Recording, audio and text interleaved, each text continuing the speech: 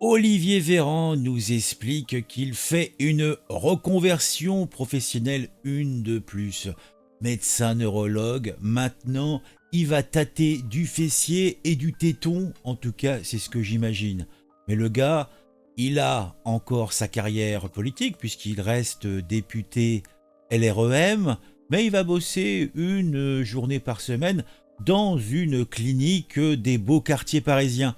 On va faire un petit peu une rétrospective d'un individu qu'on peut appeler, sans mentir, un menteur, puisqu'il aura, dans sa carrière, dans le gouvernement Macron, plusieurs fois, dit des énormités. Moi, celle qui m'avait le plus choqué, c'était quand même quand il a été pris en flagrant délit de mensonge sur la fameuse réforme de la retraite, où il nous expliquait, avec bonhomie, que tout le monde allait toucher au minimum 1 200 euros. Ah bah ça c'est...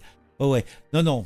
Et puis on parlera de la période Covid, où il a beaucoup menti sur la santé publique, il a dit beaucoup de choses inexactes, il est aussi quelqu'un de très moralisateur, puisque il y a pas si longtemps que ça, c'était en janvier, il s'est dit choqué par les propos de l'acteur Gérard Depardieu. Oui, il était choqué, il a été outré.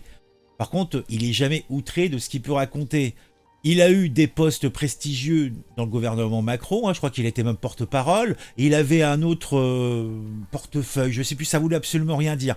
Donc on va commencer par une petite rétrospective du professionnel plutôt, de l'individu, et après on parlera un petit peu de ce qu'il est actuellement, c'est-à-dire sa nouvelle carrière de découpeur de gras. Puisque ça se résume à ça, son boulot. Il va découper du gras, il va en mettre dans les tétons pour qu'ils soient plus protubérants. En tout cas, moi, c'est comme ça que j'imagine un petit peu les choses. Je me trompe peut-être, je dis pas le contraire. Mais moi, c'est un petit peu l'idée que j'en ai.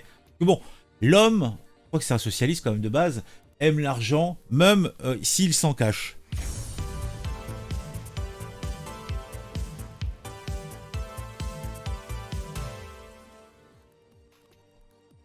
Pour faire une petite bio rapide du bonhomme, j'ai pas été chercher bien loin, j'ai été regarder sa page Wikipédia.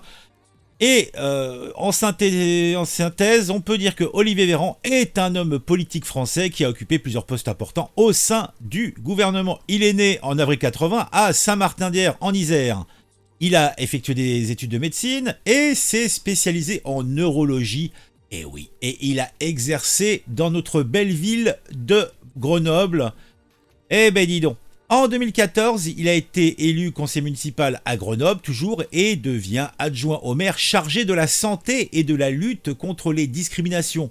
Alors pourquoi les deux sont liés, je ne sais pas. En 2017, il a été élu député de la première circonscription de l'Isère sous les couleurs du Parti de la République En Marche, LREM. En 2020, il est nommé ministre des Solidarités et de la Santé dans le gouvernement de Jean Castex de triste mémoire. Il a occupé ce poste pendant 2 belles années pendant lesquelles il doit faire face à la crise sanitaire liée à la pandémie du Covid-19, où il nous a pas mal, moi je considère, menti.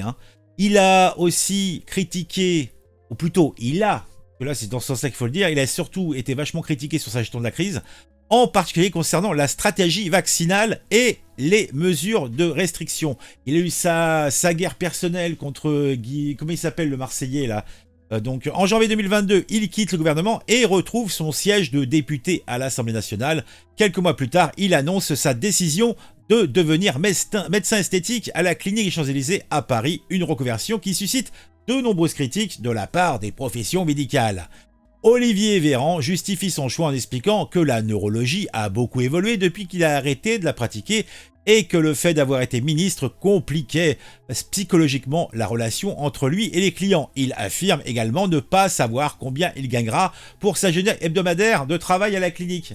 Ouais, on va y revenir.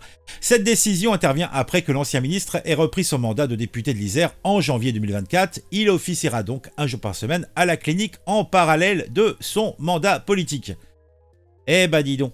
Donc la reconversion du monsieur a priori suscite de nombreuses critiques et interroge sur les motivations de l'ancien ministre, ainsi que sur les éventuels enjeux éthiques et déontologiques liés à sa pratique médicale. Alors, Certains y voient une forme d'opportunisme et une trahison de sa formation initiale de neurologue. Mais cela ne nous concerne pas, on va s'intéresser plutôt au côté festif de tout ça, puisqu'il est, somme toute, là encore, ridicule sur plus d'un point. D'ailleurs, un humoriste, dans quelle époque, se moque un petit peu de l'individu.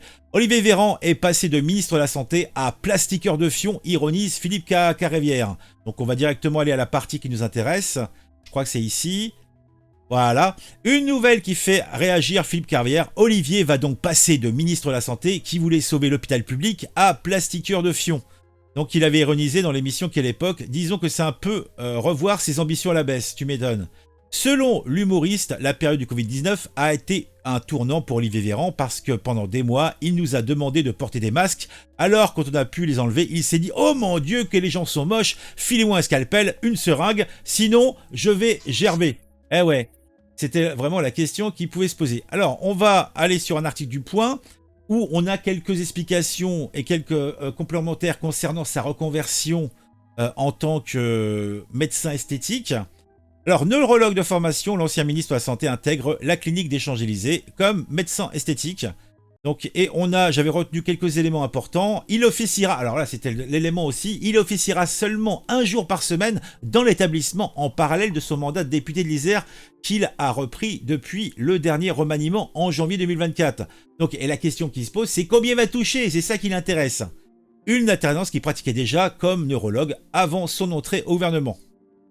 Alors, là, l'élément essentiel a priori en tant qu'homme politique, c'est là-dessus qu'il a voulu mettre le point. Il le dit très clairement, je ne toucherai ni à des péniches, ni à des fessiers. Donc, il touche pas les fesses, il touche pas les gros mastards. Eh ben dis donc. Son nouvel employeur réalise des augmentations mammaires, des liposuctions et enfin des phalloplasties, ces opérations pour augmenter la taille du pénis. Ouais. Donc en fait, il va aller dans une clinique qui est spécialisée dans l'augmentation mammaire, la liposuction et la phalloplastie. Donc comme il dit qu'il va toucher ni fesses ni péniche, eh ben donc ça veut dire que il va s'occuper de faire des grosses loges quoi. Ok. Bon bah il n'y a pas de sous-métier hein. Et puis a priori c'est une activité professionnelle des plus rémunératrices. Enfin, la chirurgie esthétique est réputée très lucrative et à la clinique des Champs-Élysées, elle génère pas moins de 13 millions d'euros annuellement de chiffre d'affaires, ce qui est grassouillet.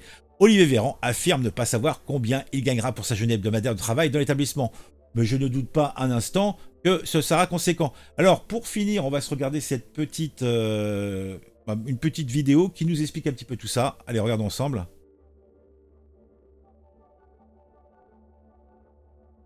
Olivier Véran, ministre de la Santé et porte-parole du gouvernement, s'est expliqué sur sa reconversion en médecine esthétique.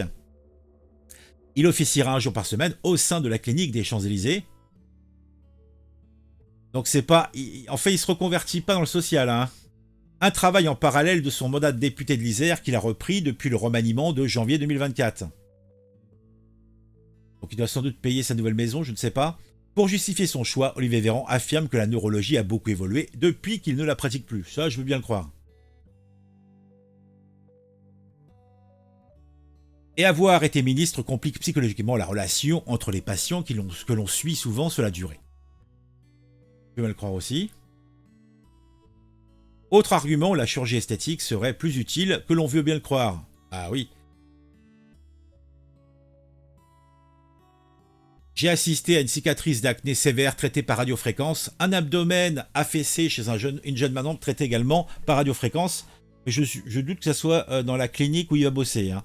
Un changement de discipline qui attise les critiques du milieu médical. Oh, les gens sont méchants, moi je vous le dis. Hein.